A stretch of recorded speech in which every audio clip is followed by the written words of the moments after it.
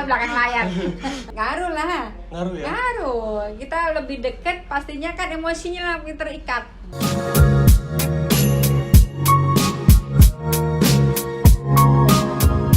Siang hari ini saya bersama dengan Bu Nini Pudiastuti.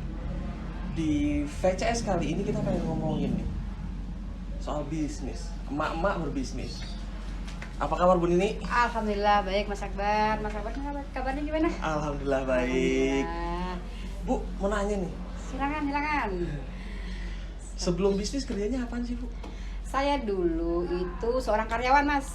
Oh, karyawan di mana Bu? Di sebuah sekolah internasional. Kebetulan saya dulu memang sebelum di situ saya ngajar bahasa Inggris. Oh, ngajar bahasa Inggris. Terus saya pindah profesi menjadi kepala bagian building management. Oh, jadi BM ya.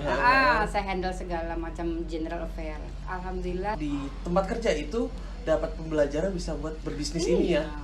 Enggak apa pokoknya ngeling banget. Ngeling banget. Ngeling banget dari apa? Dari kepemimpinannya. Oke. Dari caringnya, dari banyak deh pokoknya ketangguhannya yang pasti Mas. Ketangguhannya emang kenapa mesti tangguh? Oh, ketemu sama istilahnya divisi-divisi yang lain. Yang lain itu apa? Karena kan saya membawai bagian security, bagian driver, bagian cleaning service. Kita tahu ya, artinya kita harus membawa mereka dari mindset yang harus benar-benar ayo kita harus tangguh, kita harus on time, kita harus kasih pelayanan yang terbagus. Ngadepin orang banyak apalagi ya di sekolahan itu ya. Iya, ngadepin parent-parent yang luar biasa. Luar biasa aneh atau luar biasa gimana Bu di sekolah internasional itu? Iya, jadi kebersihan pun itu harus terjaga. Keamanan yang luar biasa, keamanan itu harus. Kenapa keamanan harus Bu? Ya, karena kan kayak anak-anak meletakkan barang-barang yang sembarangan tiba-tiba hilang. Iya. Sekolah yang akan yang ditanyain lagi sekolahan. Dan itu kan ada kendali saya. Jadi benar-benar pelayanan tuh harus nomor 1. Dan alhamdulillah itu bertahan sampai 15 tahun saya. 15 tahun bukan waktu yang sebentar loh Bu. Bukan waktu yang sebentar. Tapi selama di sekolah, di kerjaan itu, di sekolah internasional itu menambah wawasannya untuk bisnis itu apa? Yang bener-bener nyantol gitu, apa aja? Yang bener-bener nyantol itu kerjasama. Teamwork itu harus bener-bener itu terbawa banget ke bisnis ya. Apalagi kita kan sekarang ini bisnisnya bisnis. Kalau kita kerja sendiri tidak akan bisa besar. Seperti di perusahaan aja. Kalau misalkan kita bekerja sendiri, tekanan tanggung sendiri ya. Target kita tanggung sendiri, itu nggak mungkin. Jadi kita harus kerjasama sama mereka. Hanya bedanya apa? Nah, kalau di istilahnya di perusahaan teamwork, tapi ya kalau dilihat kalau kita masing-masing istilahnya punya gaji sendiri-sendiri ya. Nah, seperti itu. Jadi saya nggak bisa membantu dia untuk memberikan arahan baik, atau gitu yang lebih baik gitu, karena saya hanya memerintah kan. Kan kita sendiri bedanya antara bos dan pemimpin. Kalau di perusahaan bos ya, kalau bos itu kan memerintah. Kalau di network marketing kita pemimpin dengan cara apa? Memimpin itu memberikan contoh ya. Kalau di bedanya, tapi kita bisa bawa bahwa teamwork itu sangat penting dijalankan dimanapun, termasuk di sebuah bisnis itu ya. Ngomong-ngomong soal kepemimpinan, tipe kepemimpinan apa sih yang Ibu lihat tuh dan Ibu mencontoh? Kepemimpinan kita yang pasti kita harus belajar. Iya, pasti. Belajar itu kalau kita memberikan contoh, otomatis mereka juga akan mengikuti kita. Sama kita harus berpikir positif. Kita memberikan contoh bahwa ketika kita menjalankan sebuah bisnis, kita harus berpikir positif. Karena apa? Kita akan berhubungan sama orang banyak, kan? Karena Ibu bilang berpikir positif nih. Tapi kadang kan kalau ya pengalaman sih Bu ya. Waktu itu saya pernah berpikir positif, sama nih orang nih kerja sama bareng. Saking berpikir positifnya kena tipu Bu. Nah, karena itu, tapi kan nggak bisa terus-terusan berpikir positif. Sekarang dilihat dari case-nya dulu. Case-nya dulu. Kalau saya berpikir positif kan juga ada istilahnya, ada rule-nya ya. Iya. contoh nih, orang beli produk. Nah, kalau dianya contoh, saya akan bayar belakangan. Nah, seperti itu. Walaupun saya berpikir positif ke beliau, tapi itu ada rule-nya bahwa pembayaran tidak bisa dilakukan di belakang. Jadi memang kita lihat case by case sih. Oh, case by case ya, berpikir positif. Jadi Iya. buat teman-teman jangan terus-terusan berpikir positif. Ingat juga nih bahwasanya ya lama-lama tahu lah sama antar dengan interaksi dengan orang itu, jadi tahu ya. Berarti ya Bu ya. Itu pelajaran yang benar-benar kita dapatkan tuh luar biasa ya di lapangan gitu. Emang kenapa bisa bilang luar biasa Bu, bisa berpikir positif itu? Kita menghadapi banyak macam karakter loh Mas. Oh, di sini banyak menghadapi banyak karakter. Apalagi kita sebuah bisnis ya. Kita ketemu sama siapa? Di sini tidak namanya bisnis seperti ini kan tidak ditentukan oleh yang namanya ijazah. Nah, SOP. Yang datang ke kita siapa? Ya kan? Iya. Yang datang ibu-ibu, pekerja, ya istilahnya semua background lah gitu. Kalau kita tidak bisa menghadapi, itu luar biasa. Tapi alhamdulillah kita kan bisa dituntut untuk bisa menghadapi masing-masing. Makanya kita disuruh belajar ya yang di buku yang hubungan dengan orang lain ya. Ini people bagaimana skill. cara people skill. People skill. Nah, itu menjaga hubungan baik dengan orang lain. Di situ bagus banget sih. Jadi bagaimana kita bisa disukain orang, bagaimana ini yang pertama banget, bagaimana kita bisa disukain orang tuh itu paling penting ya. Paling penting. Karena kalau orang nggak suka juga nggak bakalan ngetop juga, nggak bakalan ngobrol juga. Iya.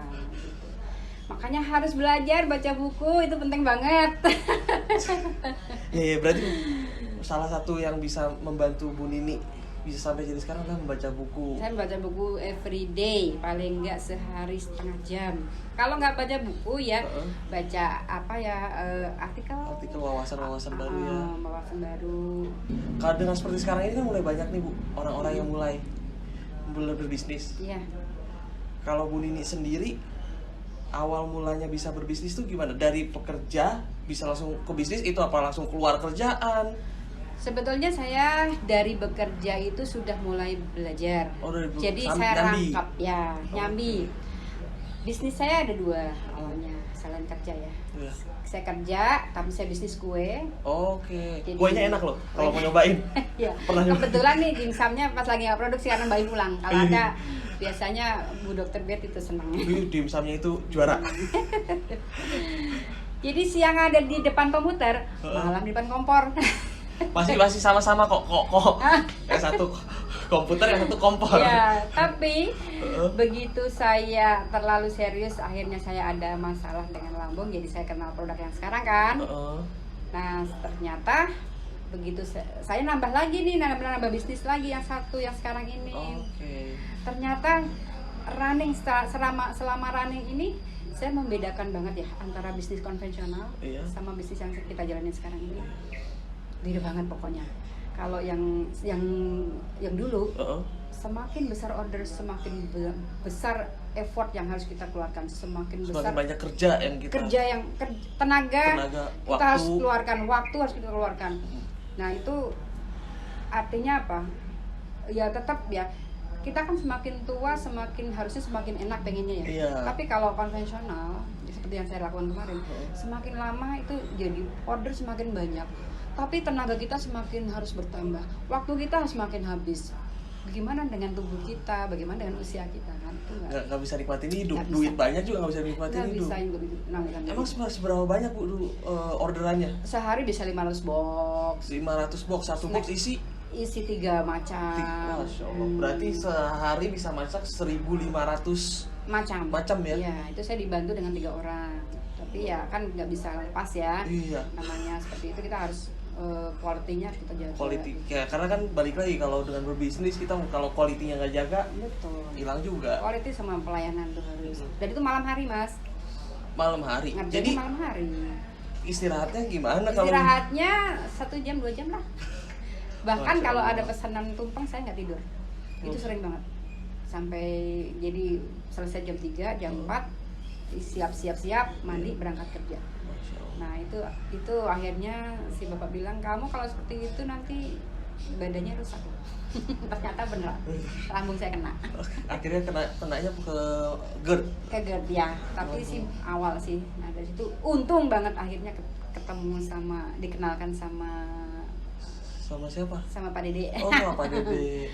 Dikenal. Alhamdulillah dalam waktu sehari minum, alhamdulillah itu surut. Saya langsung merasa enakan langsung, wah ini kok manfaatnya bagus banget nih. Dari situ saya timbul langsung ke depan pasti besar. Berat ke depan pasti bisa tuh maksudnya gimana Bu? Bisa yakin gitu bahwa? Saya yakin karena apa, sebuah bisnis kalau saya seriusin kayak kue pun ya, kue itu saya seriusin, alhamdulillah dalam waktu itu masih dalam waktu sekitar sampai 9 tahun lah ya. Tapi ya besarnya konvensional itu nggak istilahnya nggak terlalu signifikan sih. Nah itu saya yakin ini kue besar, dan entah kenapa saya itu punya feeling, saya yakin produk ini bahkan bisa besar, dan alhamdulillah saya seriusin dengan belajar terus. Tiap hari saya praktek, berlatih, ketemu orang terus menerus dalam waktu yang konsisten yang pasti. Karena saya masih kerja ya. Saya bagi waktu Mas, beneran bagi waktunya itu bener-bener jangan kerja. Begitu selesai kerja langsung saya gunakan 2 jam itu konsisten, tapi nggak sampai lebih dari 2 jam pasti. Kadang bisa lebih 5 jam 6 jam ketemu orang, dan hampir tiap hari. Nah itu kalau masalah ngebagi waktu Bu, Budi itu ngebagi waktunya seperti apa? Bisa sampai ngebagi waktu antara kerjaan, karena kan kadang kalau berbisnis tiba-tiba dapat telepon juga, atau ada ya namanya bisnis kita nggak pernah tahu ya, ada kapan orang ngehubungin butuh untuk meeting atau untuk apa. Itu gimana cara ngebagi waktunya supaya bisa? Kalau zaman masih kerja, saya full dari pagi, jam kerja saya gunakan kerja, tapi jam istirahat 1 jam itu saya gunakan untuk selain makan saya ketemu orang. Nah ketemu teman lah, karena di lingkup situ ya. Habis itu baru nanti sore pulang kerja saya gunakan untuk ketemu orang lagi. Untuk meeting lagi ya? Iya. Malam karena saya dibantu 2 orang sih, jadi malam saya langsung terjun ke dapur untuk cek. Nah, sampai misalkan dia beres, saya tinggal dulu ngurusin orderan besok. Jadi running terus sampai ya itu, kadang ada yang tidur, kadang yang enggak. Artinya sebenarnya kalau yang saya pahami bahwa ya sebenarnya kalau kita punya kemauan pasti ada aja jalannya ya. Pasti ada. Tapi karena semakin banyaknya kealasan, akhirnya penundaan terjadi. Orang alasan pasti akan nggak ada perubahan yang pasti. Jadi cari pembenaran. Itu. Sering banget emangnya orang-orang yang nyari pembenaran. Banyak. Cari alasan tuh ada aja. Alasan yang paling sering didengar tuh apa aja sih Bu? Alasan itu biasanya contoh misalkan, yuk kita ketemu gitu ya. Ya saya lagi ada tamu. Nah, ada urusan keluarga. Terus ada juga yang ya jauh. Orang mau maju, mau usaha, jangan mikir jauhnya. Berpikir ke hasil, jangan berpikir ke cara. Orang-orang kan sekarang ini seperti itu ya rata-rata. Yang dipikir caranya susah dikit, sulit dikit, nyerah. Padahal kalau sesuai dengan, kalau yang kembali lagi kita buat di buku, berpikirlah pada hasil, jangan pada caranya. Karena ya apa yang masuk ke kepala kita kan akan menentukan ya Bu ya. Dan apa yang kita tanyain, kalau pertanyaannya benar pasti jawabannya akan benar. Kemarin itu ya karena Bu Nuni ngomong berpikir seperti itu, saya jadi ingat zaman dulu saat saya kerja. Karena kerja kan ya, daripada takut nggak dapat gaji, bos suruh apa pasti diusahain kayak gimana pun. Istilahnya sederhananya aja, yang mesti masuk jam 7:30 pagi. Walaupun malam lembur, pagi bangun hujan, macet total kan kalau hujan. Pasti diusahain. Karena apa? Takut karena akan kehilangan gaji itu. Ya, betul. Dan ada pastinya karena apa? Ada punishment. Kalau kita itu di perusahaan ya, itu kan pasti ada punishment nih. Betul. Contoh telat lebih dari 3 kali, pasti akan dikurangin entah dari apanya gitu kan. Jadi diusahain. Nah sekarang ini kan sebetulnya punishment dari perusahaan itu yang membuat kita berusaha Mau nggak untuk mau. menggebu-gebu Tapi- supaya terkejar supaya tidak Iya, terpotong lah. betul. Tapi rata-rata kalau bisnis itu kan yang menjalankan kita sendiri, Betul. yang memberi punishment kita sendiri. Nah itu masih kadang-kadang masih banyak istilahnya excuse-nya ya. Nah itu yang membuat kita nggak maju-maju karena kita masih sering excuse. Sebetulnya justru karena ini milik kerja sendiri, Iya. ya kita harus kejar kan gitu. Yang saya rasakan sih bener-bener beda banget sih. Tekanannya beda. Kalau yang bisnis kan ya tekanan karena apa? Karena dari kita sendiri yang memang sekarang ini lagi belajar kan. Dari Harus itu, bisa berkembang gitu. iya bisa berkembang, tapi itu nggak lama kan. Karena kalau misalnya bilang punishment dari perusahaan, sekarang kan ibu udah nggak punya punishment. Iya. Gimana caranya supaya mau terus gitu bergerak atau mau terus supaya berusaha? Saya kembali lagi, saya punya impian, punya apa namanya, kalau kita bilang sasaran, ya kan? Oh ya, oke. Punya sasaran, punya impian. Ketika kita punya impian yang benar-benar impian itu harus kita dapatkan. Nah itu pasti kita akan terus mengejar. Berusahanya ya. Iya, berusaha. Sekarang ini contoh nih, anak saya mau ke Jepang. Oh, mau ke Jepang mau sekolah mau atau sekolah ngambil. Jadi ceritanya kalau di kampus dia itu kan 3+1 ya. Iya. Yang 3 itu teori, 1-nya itu kan Praktek. praktek. Nah, Iya. dia mengambil yang study abroad kan. Study abroad. Nah, itu Oktober nanti dia sudah berangkat. Oh, Oktober ini berangkat. Ya, harusnya sih hari ini harusnya April kemarin udah Berangkat. karena corona kan. Karena Jadi- si Mbah Corona menghancurkan segalanya. Iya, betul. Akhirnya mundur 1 semester. Oke. Semester kemarin kan jadi tunda nih. Nah ini mungkin nih Oktober nanti akan berangkat dan saya ingin membahagiakan dia kan. Iya. Berangkat, dia itu udah memang passionnya di situ, jadi segala macam apa yang diperlukan saya harus siapkan. Nah itu yang saya kejar sekarang gitu kan. Dikejar untuk kesenangan keluarga, kebahagiaan keluarga. Betul, Ya berarti ya. anak kita itu sudah punya keinginan, sudah punya planning. Iya. Nah, masa sih gara-gara kita nggak punya persiapan dia harus gagal, nggak bisa ngapa-ngapain. gitu kan? Iya, jadi ya kita harus support. Kalau kita punya impian, beneran mas, saya ngerasain banget. Kalau kita punya impian, energi kita curang di situ. Apapun itu ya. Apapun itu, keajaiban terjadi loh. Contoh keajaiban yang pernah terjadi sama Bu Nini itu apaan aja ya? Karena kan Bu Nini bilang kalau udah dicurahkan nih, udah diusahakan, keajaiban akan terjadi. Itu keajaiban apa aja yang pernah terjadi? Contoh nih ya yang sekarang ini, repeat order yang biasa pada diam-diam pada bermunculan. Tiba-tiba muncul lagi. Pokoknya Allah menggerakkan. Yang pasti ya kita doa dan ikhtiar yang pasti. Dan memang sih saya belajar dari mentor-mentor kita ya. Iya. Gitu. Ketika kita udah punya impian, kita curahkan energi, akhirnya apa? Alam semesta mendukung. Dan pastinya dibaring dengan doa. Jadi istilahnya doa terkabulkan, alam semesta mendukung, keajaiban terjadi. Itu yang saya rasakan. Terus akhirnya tim juga udah mulai pada bertumbuh, mulai bergerak lagi. Ya itu tidak semena-mena kita hanya diamkan ya. Iya. Otomatis kan kita juga ada ikhtiar dengan cara strategi kita kan. Iya. Kita bagaimana ke mereka, bagaimana cara merangkul mereka, bagaimana kita mentoring mereka. Jadi ya mereka kan juga pengen maju kan. Iya pastilah, orang istilahnya udah pengen berbisnis, mungkin pengen maju, atau juga bisa juga orang ya udahlah saya nyari kegiatan baru. Mungkin juga kita nggak tahu orang seperti apa. Dengan Bu Nini bilang mentor nih Bu, seberapa penting sih mentor di dalam bisnis Bu Nini? Mentor itu penting banget. Penting banget. Tanpa mentor kita nggak nyampainya lama loh mas. Kenapa? Kok bisa nyampainya lama? Saya pengalaman di awal dulu kan awal menjalankan bisnis kita ya, itu kan ya namanya masih baru-baru kan.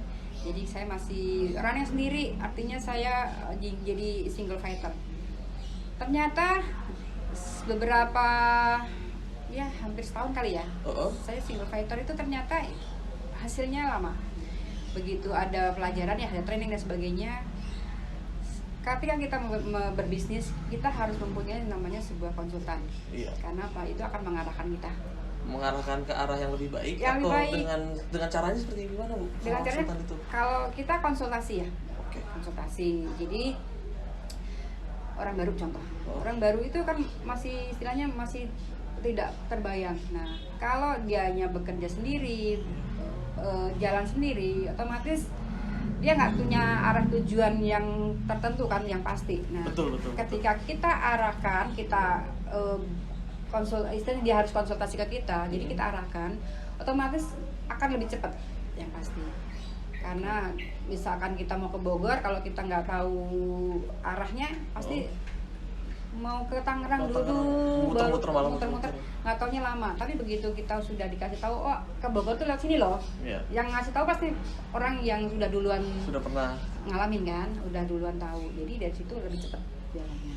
Jadi teman-teman ketika ingin bertumbuh, miliki seorang mentor, seorang konsultan, karena itu akan membantu lebih mempercepat prosesnya. Oh, jadi bisa membantu proses lebih cepat dengan sampai ke apa yang kita inginkan dan apa yang tujuan perusahaan tuju ya. Iya, betul. Kalau Bu Nini itu nemuin mentornya gimana Bu ceritanya? Gimana? Nemuin mentornya gimana ceritanya? Bisa ketemu nih. Oh, ini mentor saya nih. Apakah langsung menyatakan Bapak mentor saya atau Ibu mentor saya, atau gimana cara bisa nemuin mentornya itu?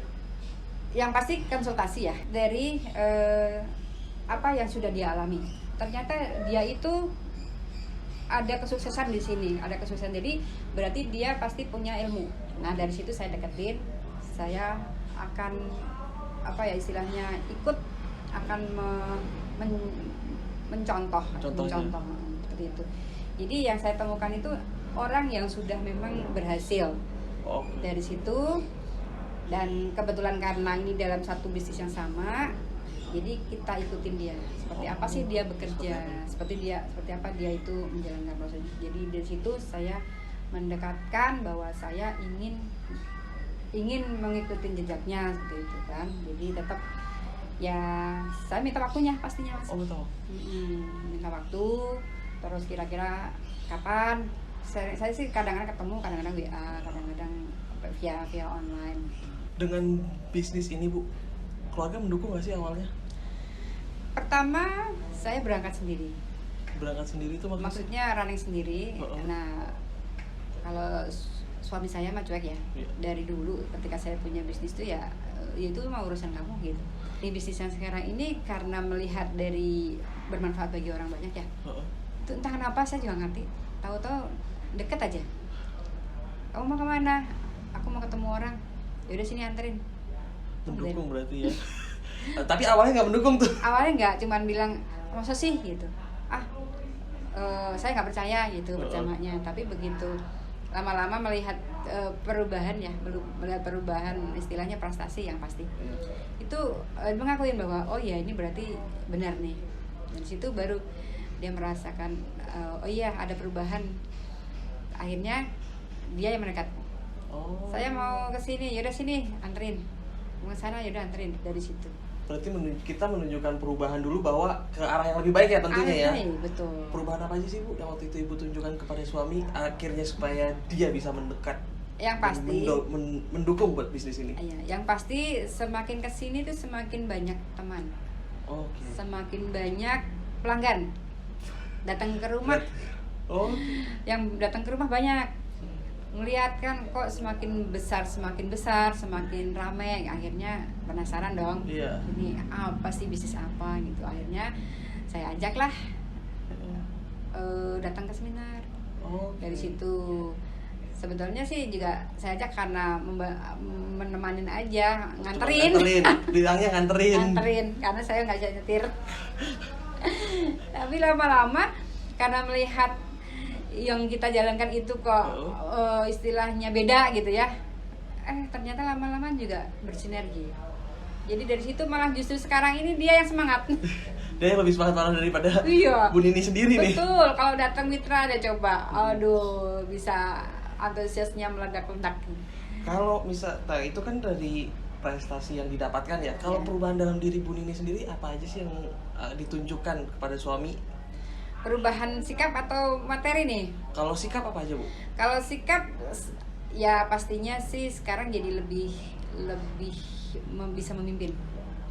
Itu lebih bisa karena semakin banyak yang ikut, jadi perubahan tuh ada. Jadi ketika saya membuat sebuah pelatihan atau belajar gitu. Dia mengakuin oke, bisa jalan lah gitu. Dari situ kepemimpinan bertambah yang pasti.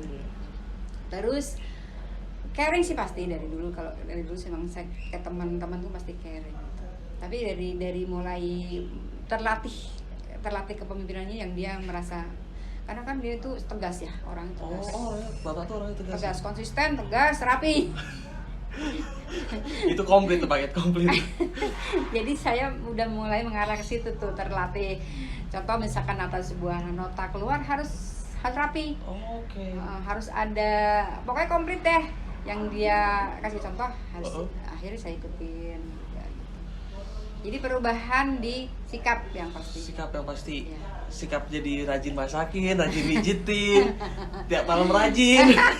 Itu gimana tuh? Apa itu juga mendorong supaya yang pasti ya, jadi komunikasi jadi lebih lancar, lebih akrab. Kalau dulu kan dari bisnis ini bisa malah begitu. Iya dong, dulu dia ke sana, saya ke sini, sama-sama punya kesibukan masing-masing yang tidak pernah ketemu ya. Saya dulu kerja dari pagi sampai malam, dia sama tiap hari ketemunya cuma malam, tidur, istirahat udah. Kalau sekarang mah setiap hari ketemu, jadi semakin harmonis.